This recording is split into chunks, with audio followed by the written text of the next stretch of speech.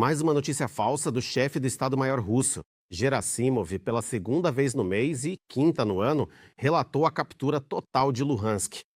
As forças de defesa atingiram a unidade militar da 150ª Divisão Motorizada perto de Novocherkassk. Então, o reforço dos ocupantes não é tão simples. Nem todos chegam a ver a Ucrânia. Um convidado indesejado, até mesmo um trânsito. Os países bálticos fecharam espaço aéreo para o premier da Eslováquia, Robert Fico. Será que ele conseguirá encontrar uma rota para Moscou para ver seu amigo do Kremlin? A briga de foice no escuro continua. Na Rússia, continuam a humilhar o propagandista pró-guerra Sergei Markov. Desta vez, ele foi multado por não usar o selo de agente estrangeiro.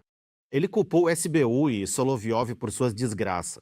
Sobre tudo isso e muito mais. Vamos falar em detalhes agora mesmo. E você, por favor, não esqueça de curtir este episódio. E vamos começar. Militares ucranianos negam a declaração do chefe do Estado-Maior russo, Valery Gerasimov, sobre a captura de toda Luhansk. O terceiro corpo do exército observou que Nadia, Novoyohorivka e a área de Rekivka continuam ucranianas, e isso é na região de Luhansk. Portanto, as afirmações russas não correspondem à realidade.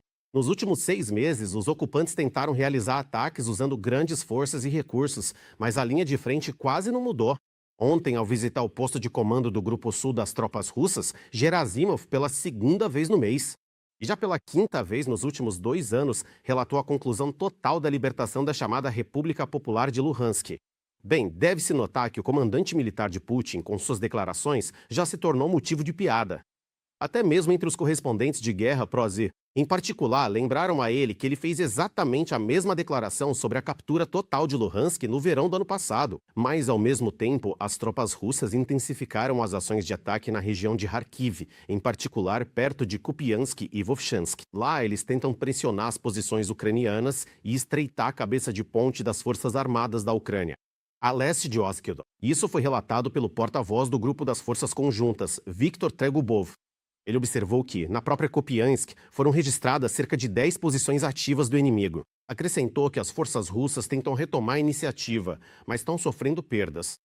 Os russos tentam penetrar na margem esquerda do Oskil, usando a proximidade de suas posições para ações de infiltração.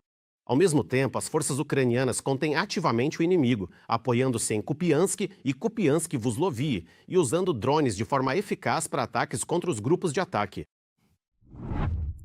Putin abriu a caixa de Pandora. Sua guerra contra a Ucrânia a tornou líder mundial absoluta na produção de drones, que destroem com sucesso o exército do Kremlin e a infraestrutura paramilitar. Viemos longe da linha de frente. E nós ainda nem começamos, pois parte do empréstimo de 90 bilhões da Europa, 90 bilhões, que deveria ser desbloqueado na quarta-feira, será destinado justamente à produção de drones. É assim a guerra. Eles estão simplesmente nos ultrapassando. Tentamos como tartarugas, mas o guepardo nos ultrapassa. A Ucrânia intensificou drasticamente a campanha de ataques à retaguarda inimiga. Qual? No ritmo da ofensiva. A Ucrânia está aumentando febrilmente suas capacidades. O conceito deles de muralha de drones e ofensiva robótica funcionou. O fim de 2025 e especialmente o início de 26 trouxeram bons resultados. Só nas últimas semanas, nossos defensores destruíram um comboio de BN-30 Smert na retaguarda russa.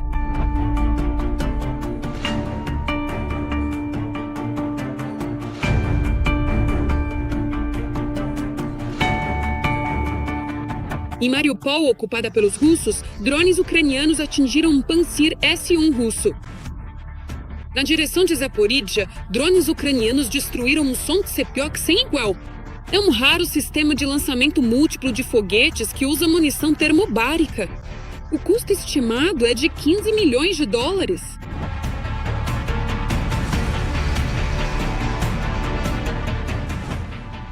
Mais um recorde ucraniano. Pela primeira vez na história, um Shahed foi abatido por um drone interceptador lançado de uma plataforma marítima não tripulada.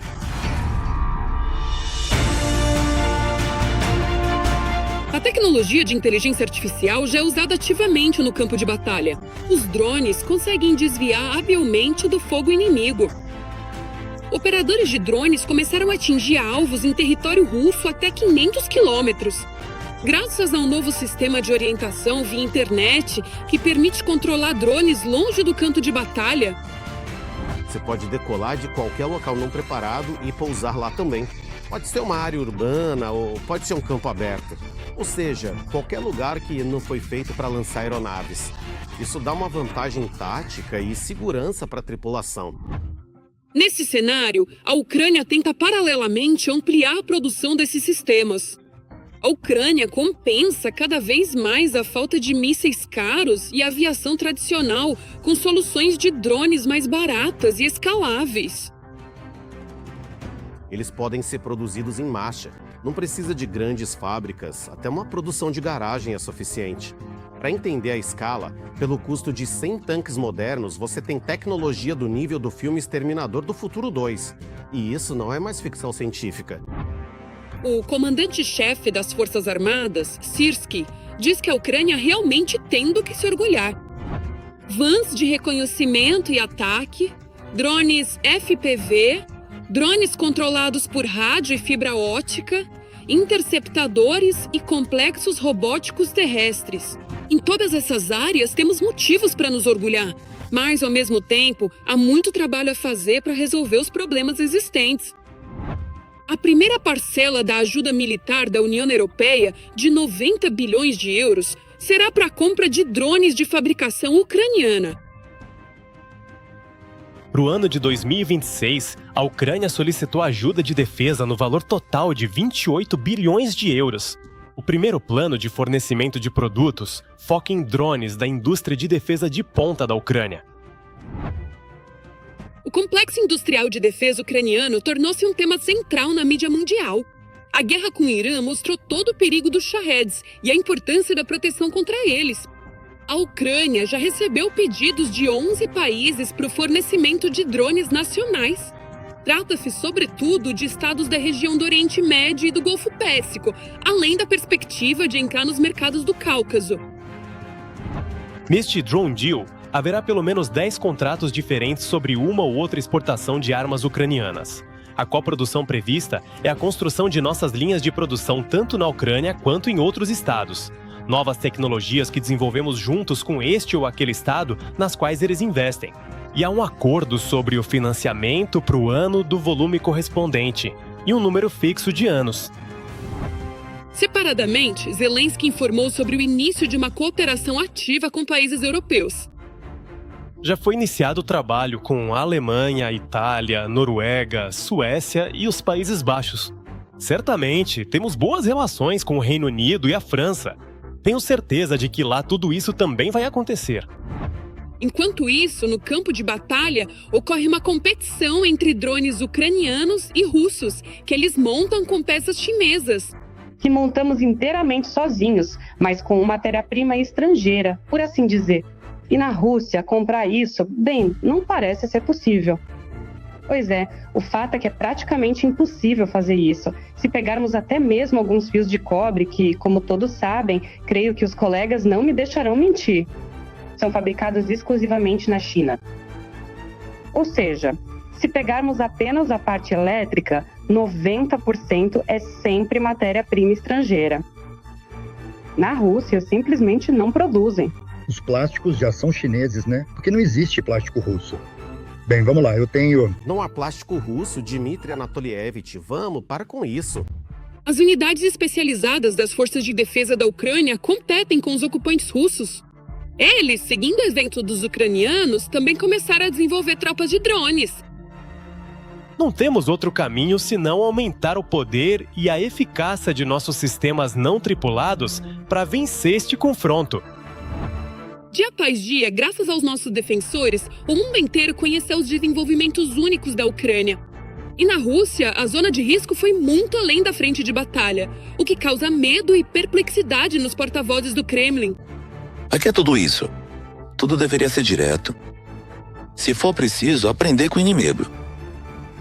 Ver o sistema de controle, o americano, que os ucranianos estão implementando agora. Não ter vergonha de pegar o que há de melhor.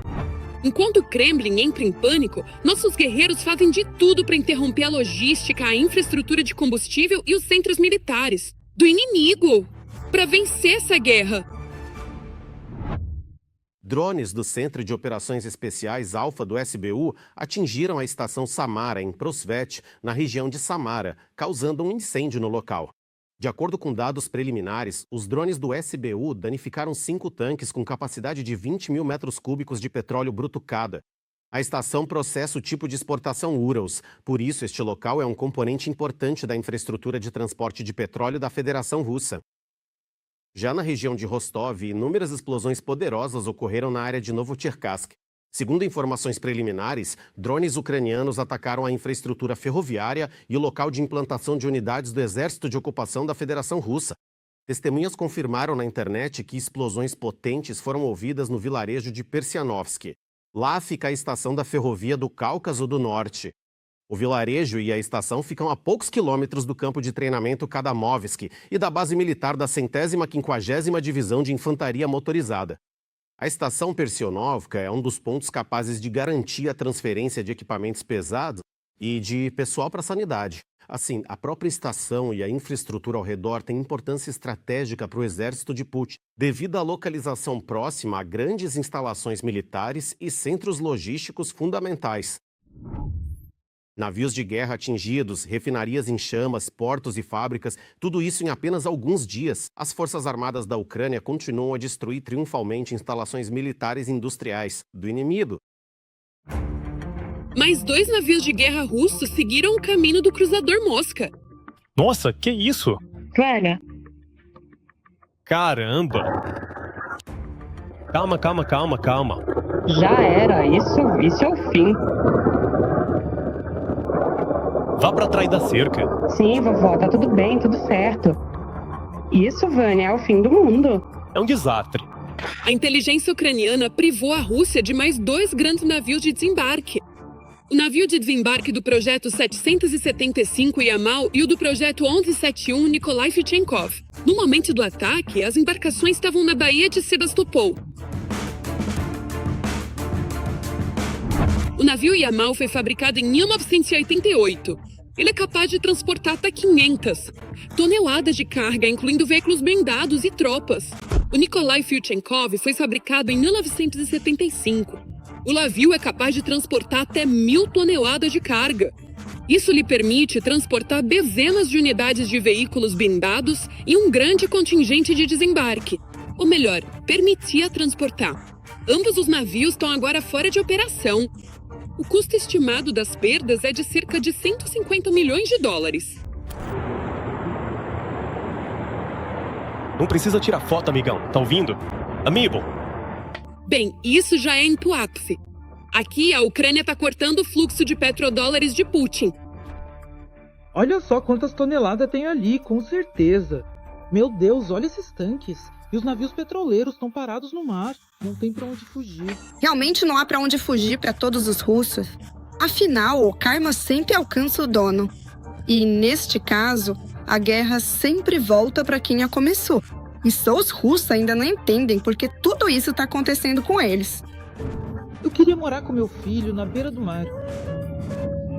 O mar tá todo ferrado com esse óleo combustível. Tá todo arruinado. Pra onde vamos agora? Nós fomos nadar. E eles estão voando, já era, estão destruindo tudo. Olha, pessoal, me digam, por que não se pode viver em tempos de paz? Quanto a Tuapse, o Kremlin deve começar a esquecer aos poucos a existência desta refinaria de petróleo. Os drones ucranianos parecem decididos a apagar a refinaria da face da terra. E, em nossa opinião subjetiva, eles estão conseguindo fazer isso muito bem. Tuapse foi atingida pela 2ª vez em uma semana. O incêndio anterior só foi apagado depois de 3 dias. Vencemos! Mal os socorristas russos relataram a extinção ontem e já precisam voltar ao trabalho novamente. E desta vez, o tempo para apagar o fogo pode ser muito maior. Segundo cálculos de analistas de inteligência, pelo menos 11 focos de incêndio foram registrados no local.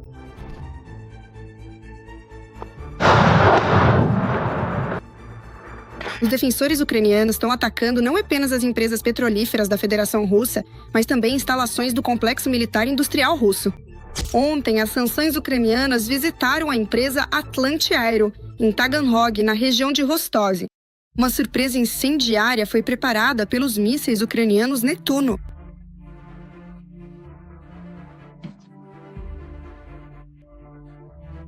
A Atlant Aero realiza o ciclo completo de projeto, fabricação e teste de drones de ataque e reconhecimento do tipo Molnia, bem como componentes para os drones Orion.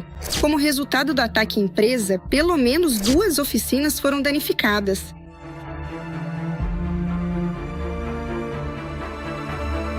As sanções por drones também estiveram em ação ontem. Drones visitaram o porto marítimo de Yeisk, perto de Taganrog. Lá, os russos também sofreram um golpe. Este é um porto pequeno, mas importante, no Mar de Azov. Por ele passam anualmente de 3 a 4 milhões e meio de toneladas de carga, principalmente grãos, carvão, derivados de petróleo e metais. Ele fica bem ao lado de Taganrog, ou seja, a uns 60 quilômetros. Mas é justamente por este porto que passa parte dos grãos ucranianos roubados dos territórios ocupados. Como está o Putin? Lembram que ele riu? Que o Mar de Azov agora é o mar interno da Rússia. Não é o que ele disse? Pois o Mar de Azov agora é um mar interno para drones e mísseis ucranianos.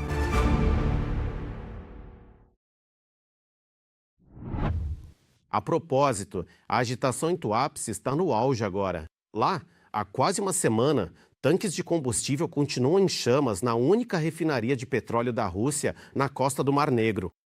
Durante o último ataque, drones ucranianos atingiram o parque de tanques, informou o Estado-Maior das Forças Armadas da Ucrânia. O sistema de detecção de incêndios da NASA registra temperaturas anormais altas no território da empresa. Nas imagens que circulam na rede, também é possível ver a fumaça densa do incêndio e grandes chamas abertas. A refinaria de Tuapse é voltada para a exportação de derivados de petróleo através do terminal marítimo vizinho. O ataque ao parque de tanques praticamente paralisa o fornecimento de combustível para o exterior e para a frota russa, em especial navios de guerra. Bem, a população local já está se adaptando a viver sob uma cortina de fumaça, pois não há previsão de evacuação em caso de desastre tecnológico. Então já usam truques de sobrevivência. Eles usam Coca-Cola para limpar os resíduos de petróleo das superfícies. Vejam só. Quero mostrar para vocês um truque muito interessante que aprendi com uma pessoa muito boa que me contou que a Coca-Cola pode ser usada para limpar resíduos de derivados de petróleo, como manchas difíceis. Fiquei realmente surpresa com essa dica. Então, obrigada, pessoa generosa, obrigada mesmo por compartilhar esse truque mágico e super útil com a gente. Valeu demais! Nada, além da Coca-Cola, limpa tão perfeitamente esse resíduo de petróleo que cai sobre nossas cabeças. Estranho que ela esqueceu de agradecer ao Putin. Enfim, vemos que os súditos de Putin fazem o que mais gostam, aguentam e se adaptam a tudo, contanto que o paizinho Tsar continue guerreando e matando a centenas de quilômetros de sua antiga cidade turística, que nunca havia sido ameaçada. Negociações diretas entre Zelensky e Putin com a participação de Trump e Erdogan. O local seria a Turquia. Essa foi a proposta feita pelo Ministério das Relações Exteriores da Ucrânia. Mas será que esse plano será realizado e qual seria o possível resultado? Vamos pensar sobre isso. As negociações sobre a guerra podem atingir um novo patamar. A Ucrânia está tomando iniciativa em suas próprias mãos. Zelensky não recusa reuniões bilaterais ou trilaterais. E quando foi que ele as recusou? Nunca. Ele ia voar para Istambul na época, se bem se lembram, em maio do ano passado. E ele foi. Sim. Mas o Putin recusou. E aí começou a conversa sobre representantes, delegações e tudo mais. Adiante. Hungria teve Budapeste quando tudo aconteceu em Anchorage e depois, que talvez Zelensky disse, "Tô pronto". E apesar da série de recusas de Moscou, Kiev não desiste da via diplomática. Pelo contrário, aumenta a pressão nas negociações, promovendo a ideia de um encontro ao mais alto nível, um diálogo direto entre Volodymyr Zelensky e o ditador russo Putin. Este formato continua sendo hoje, de fato, o único onde podem ser tomadas decisões não intermediárias, mas decisões definitivas. Estamos prontos para um encontro de líderes na Turquia no formato Zelensky-Putin com a participação de Erdogan e Trump. Recentemente, enviamos este sinal aos nossos parceiros turcos. A Turquia desempenha um papel importante nos esforços de paz. Ao mesmo tempo, o problema central do processo de negociação permanece inalterado, pois, segundo o chefe da diplomacia ucraniana, Moscou continua a evitar o diálogo direto. Eles exigem o que querem, sem buscar compromisso. E por que não buscam compromisso? O que lhes dá motivos para serem tão teimosos? Bem, aparentemente a situação é tal que eles não conseguem obter ganhos territoriais por meios militares na região de Donetsk de jeito nenhum.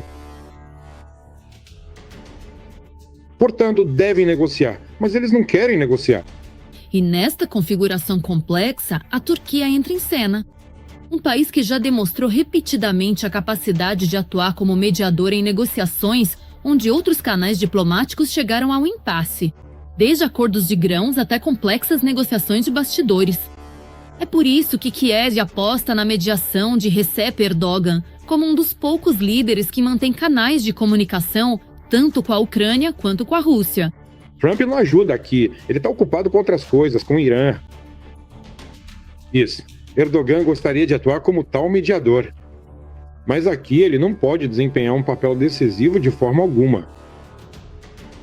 Aqui, boas relações não ajudam. Não é como se o Trump pedisse, o Erdogan pedisse, o Putin concordasse, ou até o Xi Jinping. Não, não vai funcionar assim.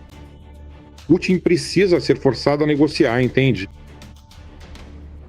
Ele não deve ter outra saída. E então, sim, há uma chance. Mas a diplomacia de hoje ocorre em condições onde o tempo trabalha mais contra as negociações do que a favor.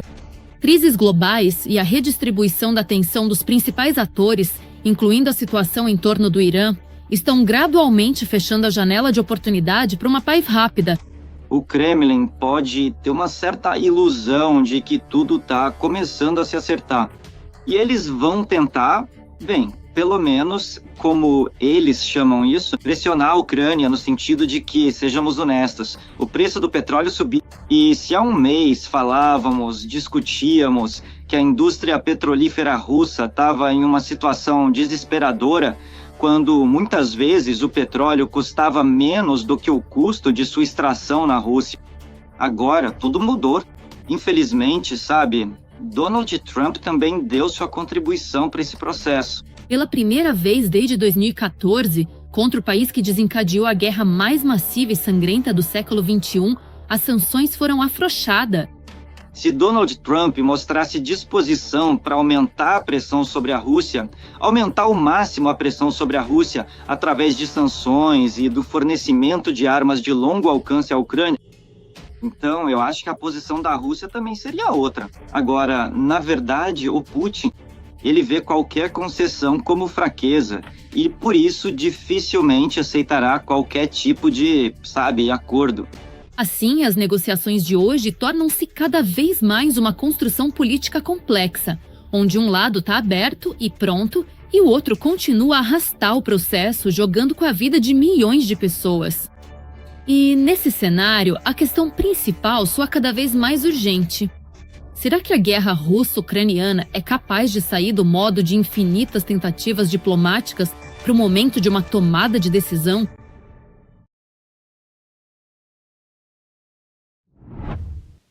Um convidado indesejado, até mesmo em trânsito. Lituânia, Letônia e Estônia fecham seu espaço aéreo para o primeiro-ministro da Eslováquia e, também, amigo de Putin, Robert Fico. Por que os países bálticos não permitem que o político sequer sobrevoe seus territórios? E se Fico conseguirá encontrar outra rota para Moscou, contaremos a seguir na reportagem. O Sabá vitorioso está sob ameaça. O corredor aéreo para a Rússia está sendo fechado para o primeiro-ministro eslovaco Robert Fico. A Lituânia e a Letônia já informaram que não permitirão o sobrevoo de seus territórios durante a viagem para Moscou. Pois bem, países membros da União Europeia não permitirão que o primeiro-ministro de outro país membro da União Europeia voe sobre seus territórios. Depois da Lituânia e da Letônia, a Estônia também proibiu o voo sobre seu território. Tallinn restringe o amigo de Putin, pelo segundo ano consecutivo. Fico novamente não receberá permissão para usar o espaço aéreo estoniano para voar a Moscou e participar do desfile de 9 de maio. Um evento que visa a glorificação do agressor. Nós recusamos isso no ano passado. E o mesmo princípio se aplica agora. O motivo da proibição é óbvio. Não há por que um líder europeu voar para a Rússia, ainda mais no feriado mais importante do Kremlin. Parabéns a todos. Feliz dia da grande vitória. Mas como o Fico não entende essa verdade simples, eles estão bloqueando o caminho dele para não patrocinarem uma visita a um país invasor. Eu admito que a ida ao desfile é recompensada pelo Kremlin com algum tipo de preferência para este ou aquele líder. Pode ser, não sei se é assim, mas parece muito. E o Fico quer demonstrar sua lealdade, porque afinal ele quer recursos energéticos teoricamente baratos. Dinheiro vivo no próprio bolso, e é por isso que ele se esforça. Portanto, os líderes de outros países, não precisam ajudá-lo com isso. O Fico também foi avisado pela própria União Europeia. A alta representante para a política externa, Kaja Kallas, deixou claro ao primeiro-ministro da Eslováquia no ano passado que participar de eventos em Moscou é incompatível com a posição da União Europeia. Mas o Fico apenas retrucou na época, dizendo que ninguém deveria lhe dar ordens. O aviso da senhora Kallas é uma chantagem ou uma ameaça de que serei punido ao retornar de Moscou? Não sei, mas sei que agora é o ano 2025 e não 1939. Senhora Kallas, eu gostaria de informar que sou legítimo primeiro-ministro da Eslováquia, um país soberano. Ninguém pode me dizer para onde tenho ou não o direito de viajar. Embora isso seja óbvio para todos, o Fico é cauteloso, imitando o objetivo da visita a depositar flores no túmulo do soldado desconhecido. No ano passado, ele tentou explicar sua viagem de maio a Moscou com reuniões agendadas com outros líderes, incluindo a China. A todas as vezes, o ponto alto do programa era o encontro com Putin. Aqui ele também começa a desconversar. Ele diz, eu vou colocar flores lá, vou estar no desfile ou não vou. E eu me encontro não só com Putin, mas também com o Xi e com o presidente do Brasil. Ou seja, ele tenta manter uma aparência mais ou menos decente nesse jogo feio, mas não consegue. Todo mundo entende perfeitamente para onde ele está indo e por que está indo. É claro que ele não quer ser, um putinista radical total, do tipo, eu vou e não tô nem aí. Não, ele ainda entende que depende da Europa. Há um monte de opções onde o Fico quer ter sucesso, mas, há um limite fisiológico, ou uma barreira, eu diria, para quem tenta sentar em várias cadeiras ao mesmo tempo. E para finalmente se encontrar com o homem do bunker, o Fico já começou a procurar rotas alternativas. Eles estão traçando um plano de voo para o querido amigo da Rússia, até mesmo no Kremlin. Eis o que estão propondo na Federação Russa. Voo de trânsito pela Hungria e Romênia e depois sobre o Mar Negro. E também uma rota pela Áustria, Itália, águas neutras do Mar Mediterrâneo e Turquia. Outra rota, voo pela Polônia ou Chequia e Alemanha, com saída posterior para as águas neutras do Mar Báltico e entrada no espaço aéreo da Rússia, na região de São Petersburgo. Bom, com a Polônia é melhor não se apressar. No ano passado, Varsóvia já fechou o céu para o Fico. O Kremlin inteiro saiu em defesa do político eslovaco na época. O lacaio do Putin, Dmitry Peskov, acusou a União Europeia de uma política russofóbica absurda.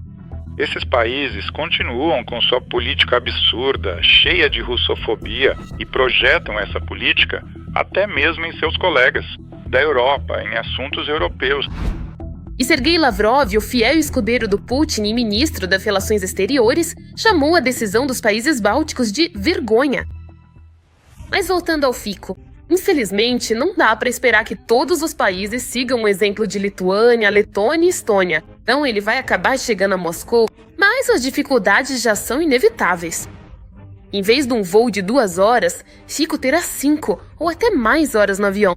Mas nos parece que ele está disposto a levar 10 horas para chegar a Moscou só para falar com o Putin.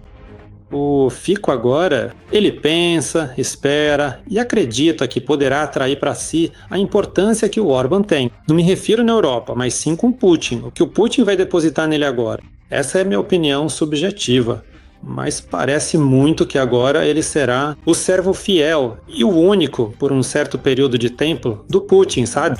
E agora ele está mostrando que é leal, enquanto a União Europeia grita com ele. E sim, nem o Orbán se permitiu voar para o desfile em Moscou, Nunca mesmo. Pelo visto, este ano, Fico e o presidente da Sérvia, Aleksandar Vučić, serão os únicos líderes europeus no desfile de 9 de maio. Embora com o Vučić não seja certeza. Ele ainda não disse nada sobre planos de visitar Moscou. Na Rússia, continuam a zombar e humilhar o propagandista pró-guerra e cientista político Sergei Markov. Desta vez, ele foi multado em 45 mil rublos, por falta do selo de agente estrangeiro. O coitado afirmou que houve um erro terrível e que o C foi roubado por inimigos que hackearam seu Telegram e apagaram o texto obrigatório que os agentes estrangeiros devem postar. Lembrando que o puxa-saco do Putin foi declarado agente estrangeiro pelo próprio Ministério da Justiça russo no ano passado, após elogios ao presidente do Azerbaijão e meio ao esfriamento das relações entre Moscou e Baku. O próprio Markovov disse depois que recebeu o status de agente estrangeiro por causa do apresentador Vladimir Solovyov. Enfim, tudo conforme o planejado. A briga de foice no escuro continua. Victoria Bonia ainda não se acalmou. A ex-estrela do reality Dom 2 e agora grande rebelde prepara uma ação coletiva contra Solovyov, Milonov e Lebedev por insultar as mulheres. Ficamos caladas por muito tempo, deixamos passar e fingimos que isso ia acabar. Mas é hora de garantir que hoje essas pessoas respondam por suas palavras, diz Bonia em seu novo vídeo de apelo. Todos os detalhes a seguir na reportagem e não se esqueça de curtir este episódio e se inscrever no canal do YouTube Ucrânia Hoje. Há apenas alguns dias, Victoria Bonia se viu no centro de uma enorme repercussão midiática após publicar um vídeo de apelo a Putin. Eu acho que o mais terrível é que isso acontece porque o senhor Vladimir Vladimirovich não sabe o que ocorre no país e passa a informação errada. As pessoas hoje, as pessoas estão realmente sofrendo muito no nosso país atualmente. O vídeo se espalhou rápido pelas redes sociais, teve milhões de visualizações e chegou até o nível de discussão oficial no Kremlin. Com certeza, nós vimos, ele é bem popular, realmente. Tem muitas visualizações. O fato de que com grande interesse, a autora desse apelo destacou essas questões, sim, de fato. São temas que geram muita repercussão. Mas, para ser justo, um grande trabalho está sendo feito sobre elas. Muitas pessoas estão envolvidas. E nada disso foi deixado de lado. Mas o efeito desse apelo foi apenas o começo de uma nova onda de conflito. Chega, já basta. Ficamos calados por muito tempo, deixamos passar, fingindo que isso ia acabar. Mas eu acho que é hora de agir para que hoje essas pessoas respondam pelo que dizem. Logo após a publicação do vídeo, houve uma reação forte no campo público por parte de várias figuras da mídia. Entre eles, claro, o apresentador e propagandista Solovyov, que no canal federal, do seu jeito habitual, falou sobre Bonia. No entanto, tratava-se de ataques pessoais e termos depreciativos. Eu me dirijo pessoalmente ao general do Exército, chefe do Comitê de Investigação, Alexander Bastrikin. Eu me dirijo ao Ministério da Justiça, eu me dirijo à Procuradoria-Geral. Por favor, deem uma avaliação jurídica das atividades da cidadã Bonia, tudo que ela andou dizendo. E não cabe essa vagabunda acabada abrir sua boca suja e poluir o espaço. E foi aí que Vitaly Milonov entrou na história. Ele também não ficou de fora e criticou Bonia no seu estilo, de forma ríspida, com sua retórica dura habitual. A ser sincero, eu achei que Bonia fosse algum tipo de apelido. Eu tinha certeza absoluta de que Bonia era uma acompanhante de Dubai. Acontece que não é de Dubai, acontece que ela mora em Mônaco. Sinceramente, eu não entendo as mulheres que vivem em Mônaco. Ou melhor, eu entendo, mas não aceito. Pessoas normais não moram em Mônaco. E onde moram? Elas moram na nossa mãe Rússia. Foram justamente essas declarações ao vivo que se tornaram um ponto sem volta. Bonia gravou um novo vídeo em resposta afirmando que considera tais falas não apenas um insulto pessoal, mas um problema sistêmico na retórica pública. Eu quero dizer, Solovyov, você se borrou todo. Se borrou feio. E agora, em vez de tentar consertar a situação e pedir desculpas, você tá balançando o barco ainda mais. Agora, muita gente vai processar você. Vamos fazer um abaixo-assinado ou entrar com uma ação para tirar você do canal federal de vez. Porque você não tem o direito de falar e ser a voz do povo, já que não representa os interesses dele. Você só representa os seus próprios interesses egoístas. Ela enfatizou que pretende buscar a proteção de seus direitos na justiça e avalia a possibilidade de uma ação coletiva contra Solovyov e outros envolvidos no conflito. Eu vou preparar um processo, com certeza. Vou preparar uma ação coletiva. Todas as mulheres, as figuras públicas que lidaram com essas pessoas, que as insultaram ao vivo e tudo mais, ou em qualquer outro lugar na mídia, juntem-se à ação coletiva. Eu, com certeza, vou entrar com um processo. Em suas declarações, ela também afirmou que esse tipo de comportamento de figuras públicas não deve ficar impune e convocou outras mulheres a se unirem para tomarem medidas judiciais em conjunto.